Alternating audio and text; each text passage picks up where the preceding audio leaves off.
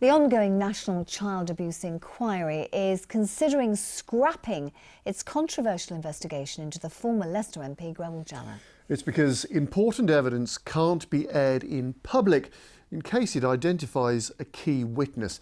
But lawyers for dozens of other accusers say stopping it now would be devastating.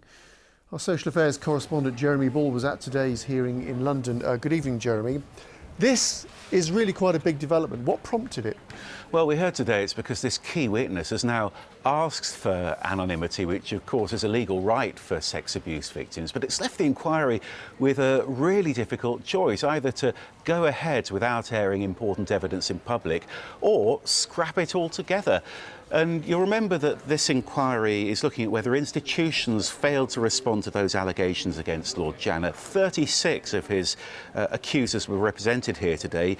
We heard that they felt traumatised this investigation might end, depriving them of their only chance to get justice and redress.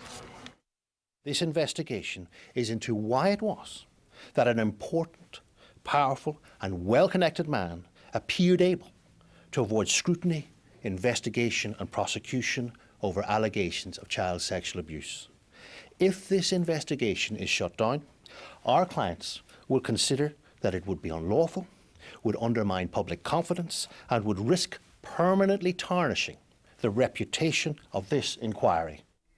So why is this so contentious? Well, because Lord Janner was eventually charged with 22 very serious child sex offences. A senior judge concluded that there was a realistic prospect of conviction, but he died before he could be put on trial. And a key question today has been, was justice delayed because he was so important?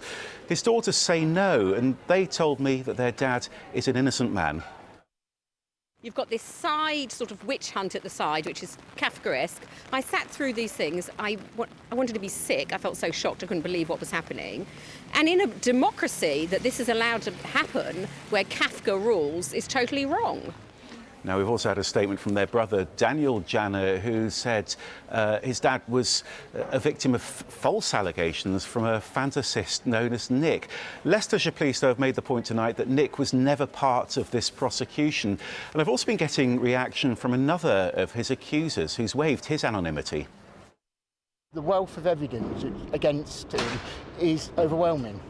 So he's just putting a spanner in the works. So every time he'll try and say, let's finish it, let's end it, it's not fair. He keeps referring to the Nick situation. But 37 Nicks? No. Now, we're expecting a final decision from IICSA in the next few weeks. If they do scrap the Janner investigation, we're told that decision will be challenged at a judicial review.